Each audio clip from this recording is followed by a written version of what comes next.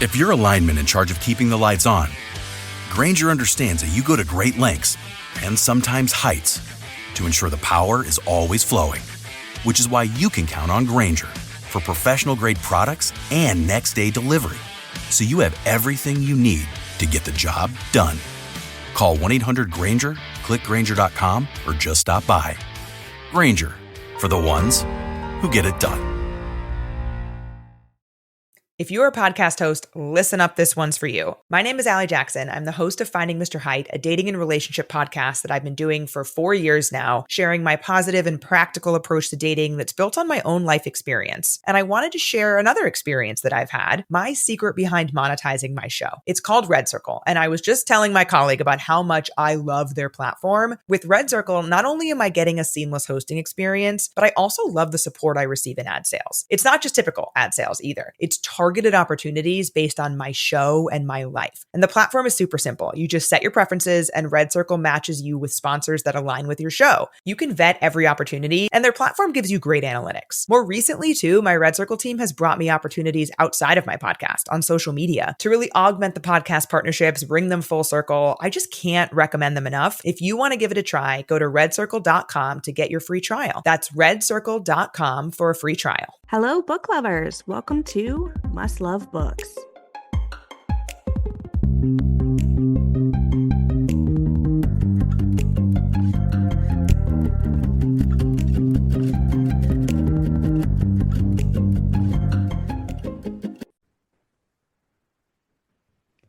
Hello and welcome back to Must Love Books podcast. Today I am here with author C.W. Rose. She is a fantasy and romance author who writes about ordinary Asian women in extraordinary situations. And today we are here to talk about her series, OCEANSONG. Hi, how are you? Hi, Crystal. Thank you so much for having me on. I am super excited to be here. I am so happy to have you here. And OCEANSONG looks incredible, and I cannot wait to dive into this novel. Why don't you tell us about it? Well, thank you so much, and I hope that you enjoy it when you read it. So it is my debut novel, and it came out with Hey Hey Books, which is a small publisher, in August of 2024. So it is my Asian Romeo and Juliet meets the Little Mermaid, if it was set in the real world. And it's about a 24-year-old aspiring marine biologist, Angie Song, who has returned to her Alaskan hometown for the summer to work at her family's docks. But while she's there, she learns that fish are mysteriously vanishing from the sea and starving her small fishing village. And when she investigates, she finds that merfolk are responsible. So her family declares war on the mer, which results in a brutal fight for control of the sea's resources. And in the midst of the conflict, she falls in love with the Mer Prince, which puts everything and everyone she loves in danger. So it's a contemporary romantasy inspired by Romeo and Juliet meets the Little Mermaid, which is such a combination that immediately drew me in. I'm like, I'm here for this. I don't think I've seen one quite like this before. Like, let's take the Little Mermaid and let's make it dangerous. And I'm just so excited. I love it. Thank you so much. It means a lot to hear. And why don't you tell us about some of your writing inspirations? All right. So I get inspiration from anywhere and everywhere. I know that's a cop-out answer, but it's true. Like, I got inspiration for OCEANSONG when I was standing on a cruise ship and just staring at the waves and then just wondering what lay beneath the surface. I've gotten inspiration from video games. Like my last book I queried, I was inspired by a video game elf because I had a crush on him. So he was the love interest. I've gotten inspiration when just going for a drive and looking at the woods and mostly just letting my imagination run free and wondering, like, what if, right? And especially, like, what if this happened in the real world? How would people react? How would, the government react? How would authorities react? And all of that serves as inspiration for most of my books and works in progress. You were also inspired by a passion for environmentalism and sustainability as well. Yeah, that's something I've really been into. I've really been into, feminism, animal rights, and environmentalism and sustainability. And a lot of that started when I remember I was at Coney Island with a couple of friends, and my friends went swimming, and I just saw this, Yorkshire patty in the ocean just floating toward them and just hit them in the head. And I'm like, there's so much trash in the ocean. This is terrifying. I would see videos and pictures of animals that got caught in oil spills or, had gotten caught with plastic in the ocean. I'm an ocean child. I love to swim. I love to snorkel. And just seeing like stuff and trash and bleach corals in the ocean, it just broke my heart.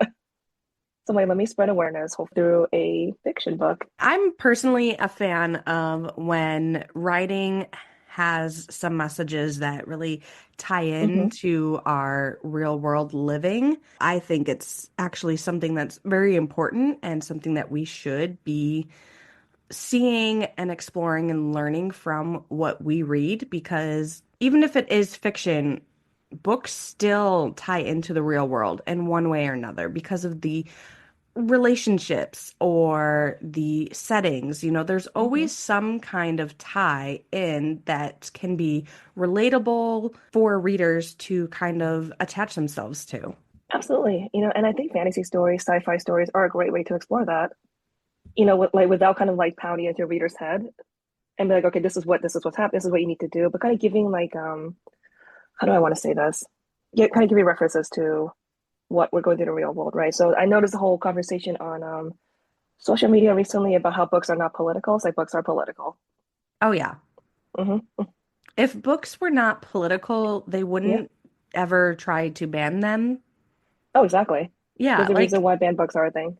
yeah, banned books would never have happened if books weren't political.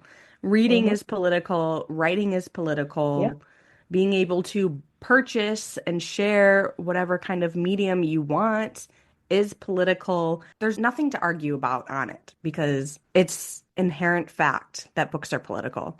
Yeah, I completely agree. Because otherwise, why would they try to ban romance novels, right? Ban romantasy novels. Like it's literally just about a female main character who gets her happily ever after, and it focuses on female pleasure, and like for some reason that's political. Well, I Like mean, it if shouldn't you be. take a look at in like movies and stuff, Hmm. female pleasure is always rated more adult content than Yes. male pleasure. Like you can have PG-13 can show male orgasm, but if there's a female orgasm, well, now it has to be rated R. Like, Yeah, it's sad that women's rights is even an issue. do you actually want to go into a little more on the politics of reading? We could. Yeah, let's go for It's it. something I felt very strongly about. Like I said, I've really been into like feminism recently. So yes, I feel very strongly about that. Me too. And it is such a current topic, and I feel like this kind of comes and goes, ebbs and flows a little bit, but right now it is a huge topic again, and I feel like it will continue to be for the next few years for Mm, various yes, specific reasons. yes. I We'll leave it at that. Yes, I completely understand. think it really shows the importance of book communities Mm, really just coming together and supporting each other, whether that includes, readers, it includes indie authors, trad authors, debut authors. hmm. Like, if we all come together as a community and support each other and really just stick together, that I feel like is going to be a huge and important step for protecting our books and protecting our rights to read and express ourselves as we choose. Absolutely. I feel the same. That readers and writers and authors, no matter how you publish, need to stick together, right? Because reading should be a fundamental right.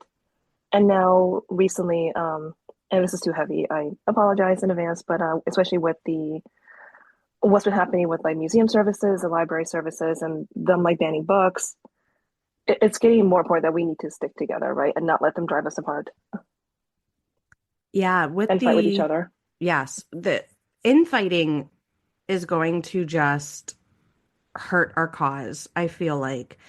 And I mean, obviously, there are some very important topics to discuss. And yes, those discussions may turn into fights.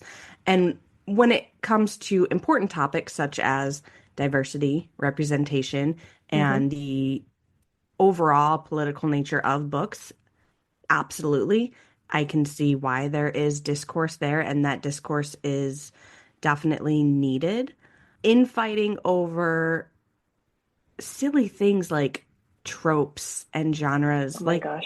Yes. there's no reason for that. There's no reason to turn on each other and be nasty because of what you may or may not like to read. Have the big Yes. conversations, have the important discussions. Absolutely. Yeah, and me recently seeing like discourses, and I feel like this happens every like month, maybe more. I don't keep up with it, about whether romance needs to have happily ever after. And people get into fights over that. I'm like, yeah, romance needs to have a happily ever after. Otherwise, it's a romantic, other genre.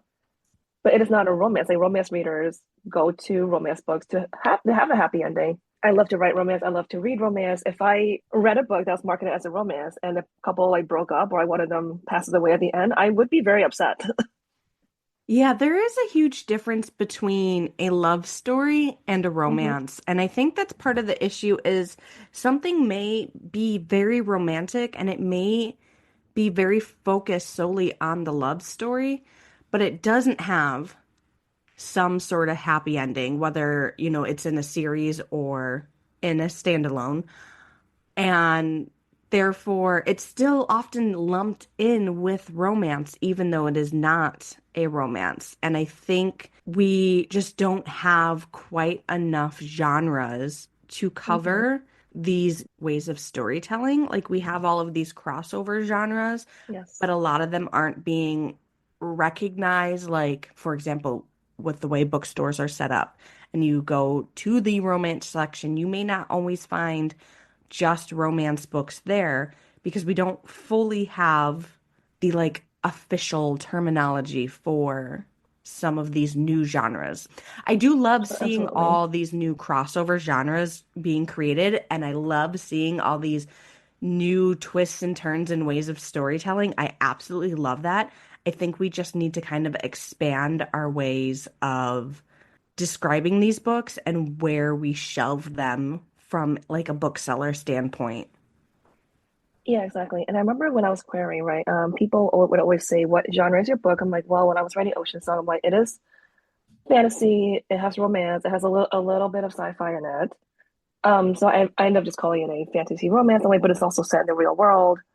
I'm like, so it's kind of like a paranormal romance, but there's magic. So I'm like, okay, well, what do I shelve this as? Like, what would it go under? I end up saying it was a fantasy romance when querying. Now I just say it's a romantasy. I think they are pretty much the same. And now I've been hearing like, okay, well, fantasy romance is a romance, right? With fantasy, I'm like, fine. But then romantasy doesn't always need a happy ending because it's romantic fantasy. I'm like, huh, Yeah, that just blew my mind. Like, really? that is a huge topic that I've seen lately on threads is what is and what is not romantasy. And I think the issue is we haven't clearly defined it. So Hmm. there's a lot of opinions, and I wouldn't even say that anyone is necessarily wrong on what they view as romantasy Yeah, because there hasn't been any sort of official guidelines.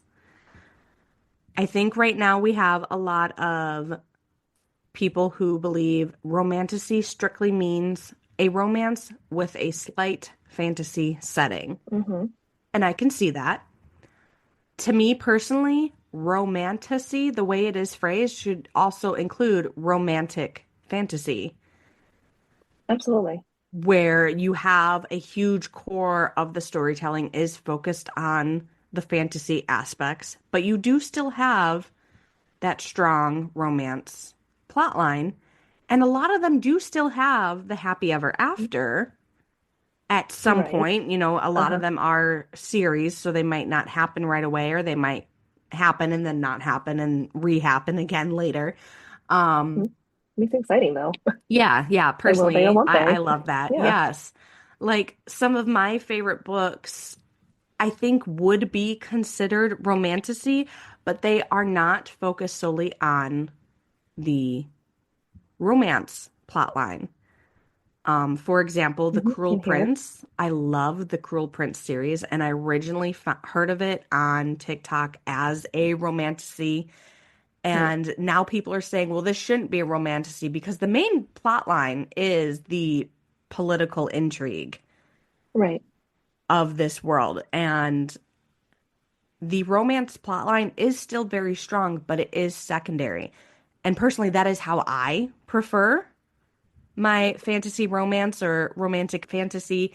I like that political Right. intrigue being at the forefront and center, but still give me that satisfactory love story that Mm-hmm. has the happy Mm-hmm. ending.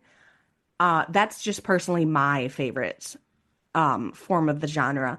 And now there's a lot of discourse on threads on whether or not this counts as a romantasy. So I feel like, and this is just my personal thoughts. I always feel like for a book to be, because I've had friends ask me this too. I've had other authors ask me, they're like, what is your, what do you consider a romantasy, right? Versus a fantasy romance. And, some people are like, okay, you know what? My book is like epic fantasy, mostly plotline, but there is a romance in there. Like, is that considered romantasy? See, this is where it gets sticky, right? Because there's no accepted definition for romantasy versus like, a horror or a mystery or like a romance, right? So there are certain genre expectations for those, not so much for romantasy.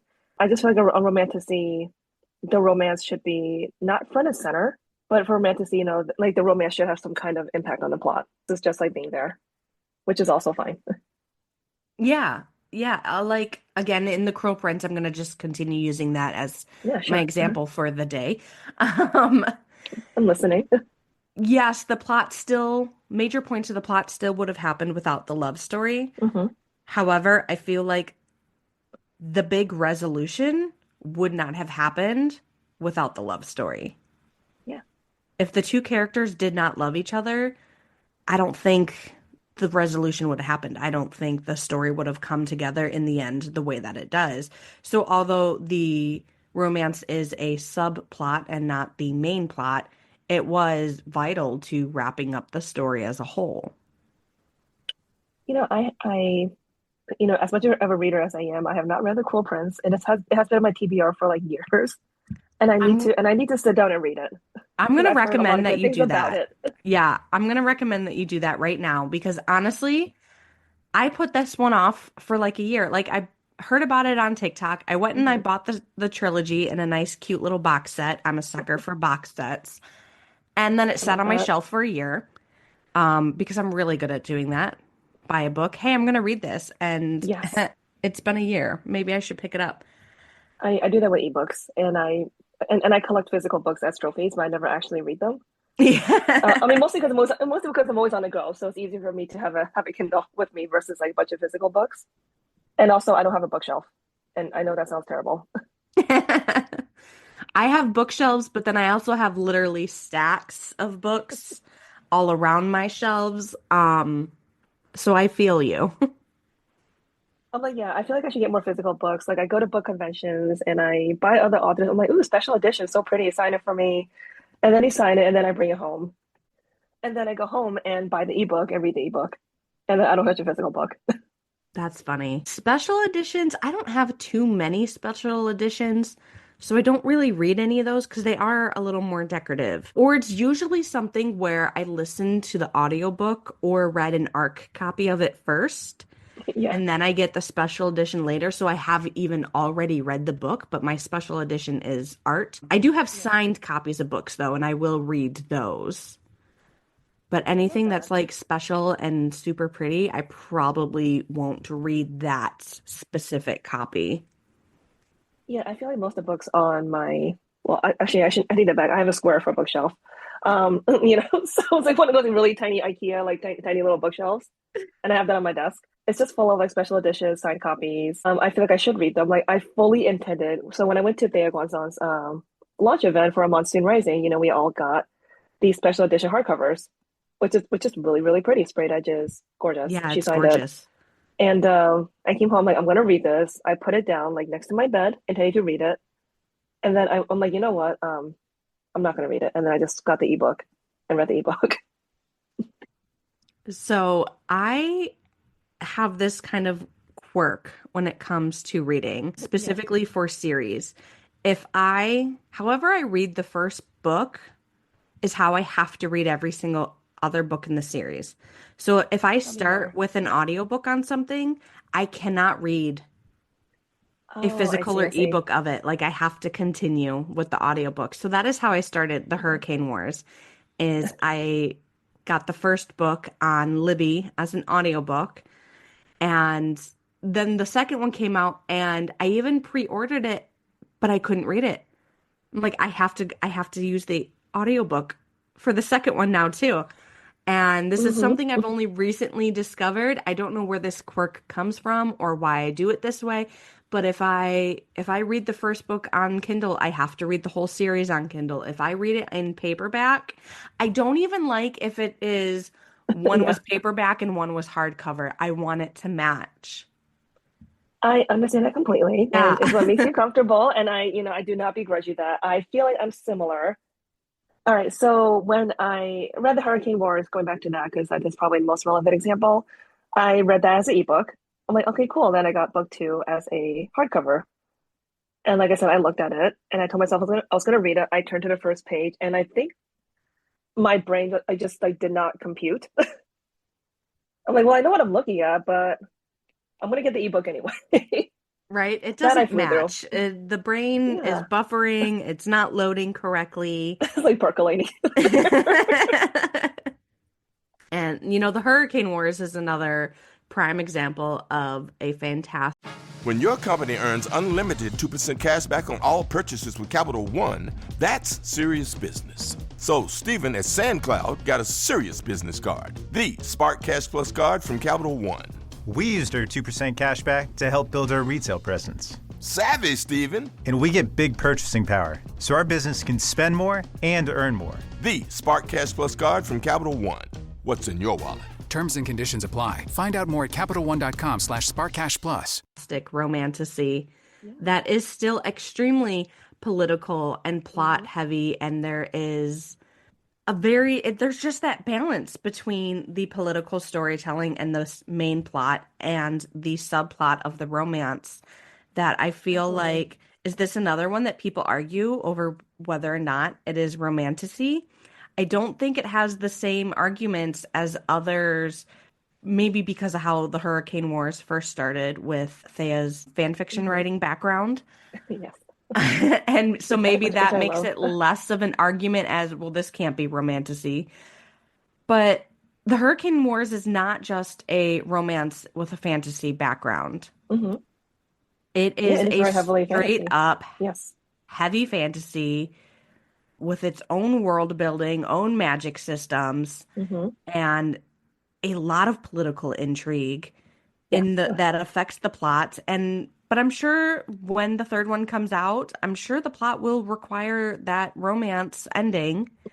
And Yes. I'm sure the love story will fuel the conclusion of the political intrigue. So I still think it counts as a romantasy, but now I wonder, like, are there questions as to whether or not this is a fantasy romance or a romantic fantasy? Oh God, yeah, the whole fantasy romance versus romantasy discussion was, I'm like, I don't know. My mind is blown right now. Yes. That's all I have to say about that. Like, so I'm gonna ask our listeners, like, what do you think? Let us know, like, on Instagram or Threads, or if you're listening on Spotify, you can put it in the comments of the episode. What do you think on this? Romantasy, is it fantasy romance? Is it romantic fantasy? Is it both? As long as there's a happy ending, like, do both count? What do you think the guidelines should be? Right, inquiring minds want to know. Yes, we need to know. This is something that the community needs to come together and decide before the publishers decide. Yeah, because publishers, as much as I love my publisher and publishers in general, they don't always get it right either, right? Because at the end of the day, like, you know your book best. Yeah, exactly. That was So a great yes, conversation. I love that. that was really interesting. And like I said, I just hate how this is so like such a discussion of fantasy romance versus romantasy, like women's rights being, women's rights and women's pleasure being a political issue. I'm like, oh my gosh. But this is the way that I feel like our country is, especially on the latter, Yeah. which is Yes, it really sad. has. Yeah. And maybe the topic of romantasy may not be the most important topic affecting the book community right now, But especially, as our libraries are under threat. So many oh libraries my are gosh, already yes. losing access to programs such as Hoopla and Libby, which I know many readers depend on in order to access books. They have made books so much more accessible Yeah. to people really across the whole country. And now that these things are under threat, what is that going to do to the book community, as well as what kind of impact will that have on our rights as a whole? Yeah, and it's kind of scary to think about, this is what, about like 3 months into this administration, and this is all happening. I'm like, I am terrified to see what will happen in the next 3 years. Yeah, that's honestly the scariest part about it. We're not even 100 days in. We're No. we're 3 months in. We still have 3.75 years to go.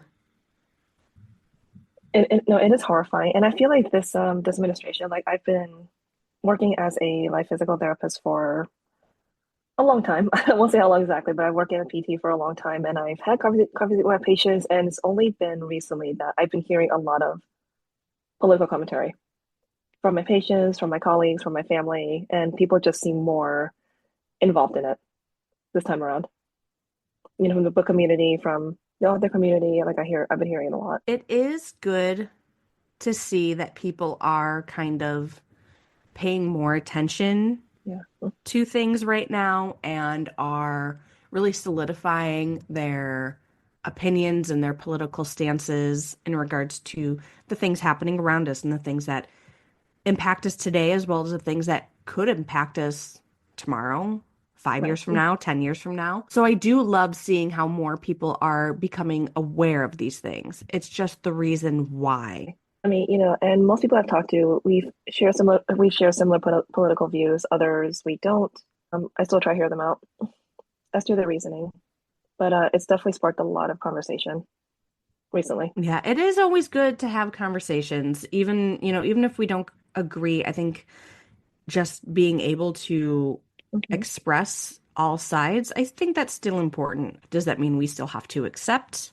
No, we don't have to accept things that we find that can be harmful to others. Conversating, I think, is still always important. It does allow everyone to still have a voice, even if we don't agree with it.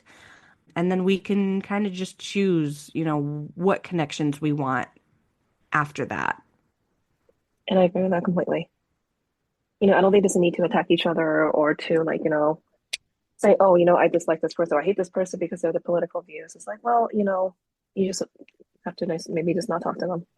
Yep. And not associate with them, right? I think especially in regards to social media, this is just my personal take on things. Fighting on social media, whether it's TikTok, Threads, Instagram, whatever you choose to use, I think just fighting on it isn't really making any changes. I don't think it's helping us. I don't think it's fixing anything. I think really the focus should be on is just blocking. Just block and move on. Yeah. And not only will that help your own inner peace of not having to see that kind of rhetoric that could be harmful to others, I think it also helps to deplatform those voices.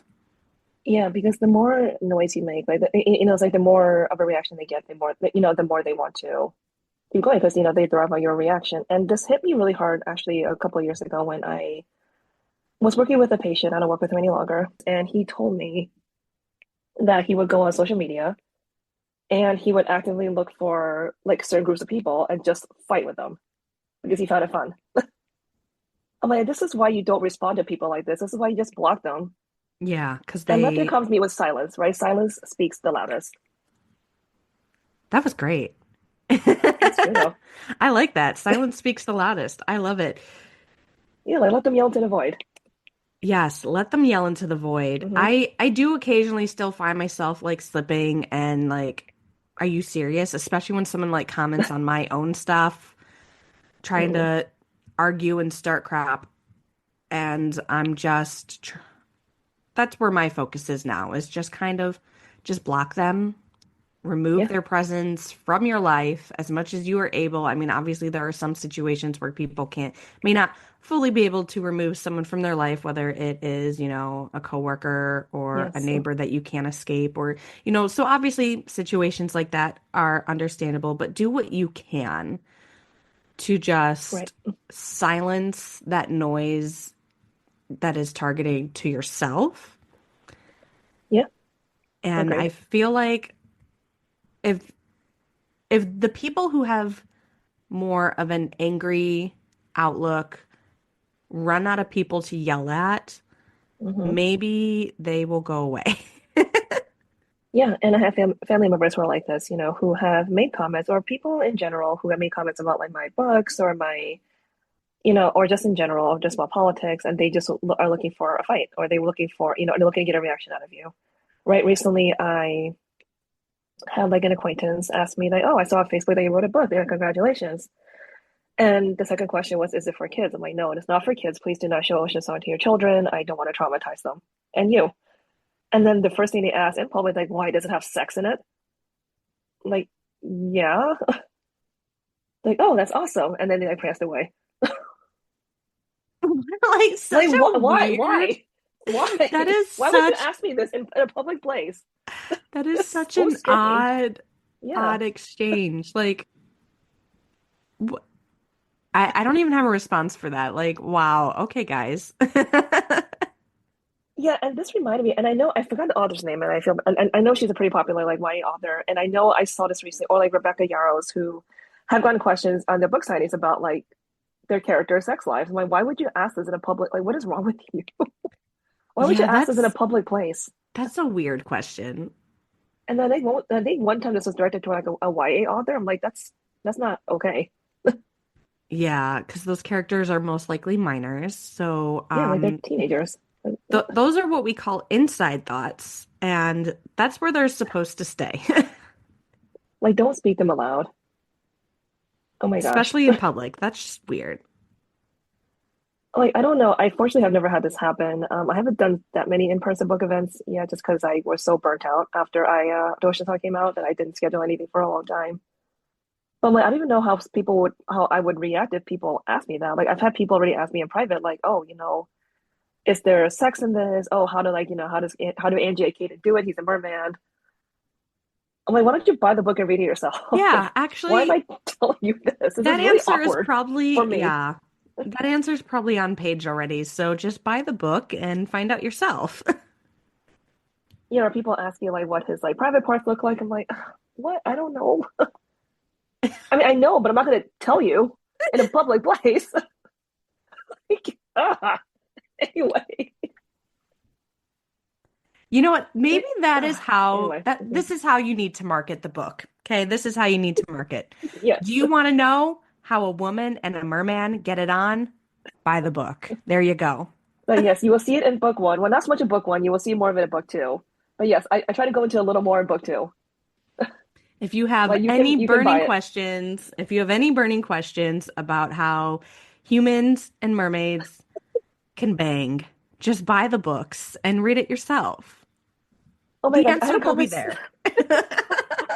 there. That's great. Yeah, I had a conversation with my mom way before Ocean Song came out. And I was in a car with her, and my mom is your traditional like Chinese mother who is very conservative and very like, very traditional, right? And like sex is taboo and all that fun stuff. So she was asking me what you writing. She said, it's a love story. I'm like, yeah. She's like, oh, so like the merman and the human, they do it, right? I'm in a car, I can't escape. Okay. So because she insisted on driving. Um, and then she's like, oh, like, is there hot sex in it? I'm like, I want to die. I want to crawl under a dashboard and just curl into a ball and die. And I said, yes, it's a romance. And then she asked me, how did they do it? She's like, like, does he have like parts that come out? I'm like, okay, you know what? We are done with this conversation. I'm not talking to you about this anymore. And then she's like, oh, like, does he just shoot his sperm out and fertilize her eggs? I'm like, oh my God. Like, can I just open the window and like drown you out? I can't handle this anymore. Like, keep So these are asking questions and I'm conversations. going to jump out of the moving car. I'm like, I will ask you to stop and get out of the next red light. All right. And then I'm like, in New York City, we have a lot of red lights and I can get out at any of them. So yeah, just conversations like that. And people always seem to want to know about the sex. Well, Like you can read the book. She bought the book, so don't know if she ever read it, but she bought it. if you have any burning questions on mermaid sex, Just pick up the Ocean Song series by C.W. Rose. I love it. All of your But questions it's will be true. answered. Exactly. Your questions will be answered. I know. I just love the way this conversation. I think right now is a great time for you to tell the readers a little bit about book 2. So right now I am in what I call developmental edit hell because my editor kind of tore apart my book 2, and now I've pretty much rewritten it. And so I am done with the first pass of that. I have to do one more pass through.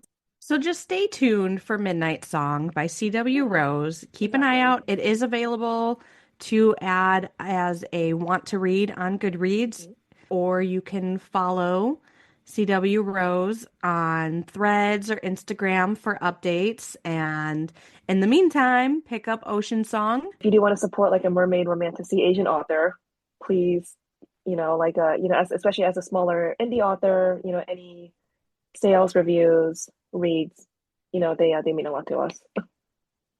And I hope you love it if you do get a chance to read it. There we go. I just want to thank you again for joining me on Must Love Books podcast to talk about Ocean Song and Midnight Song and how mermaids get it on. The most important part right there, the latter. Yes, right there, right there. That's what the listeners are really here for. You don't want to hear us talk about, our important topics. You're just here for mermaid dong, aren't you? Yes, and some people are. I've had writer friends ask me to explain Kanan's dong in detail, Well, and then I'm like, I can't believe I'm sitting here thinking about merman deck. I can't believe this is happening. for our listeners, please go pick up a copy of Ocean Song and keep your eyes out for the sequel, Midnight Song, releasing later this year. Mm-hmm. And thank you again so much for joining me. Yeah, thank you for having me on. This was a lot of fun. Thank you everyone for listening. This has been Must Love Books. You can find us on Instagram, Facebook, and Patreon under @Must Love Books Podcast. Thank you and happy reading.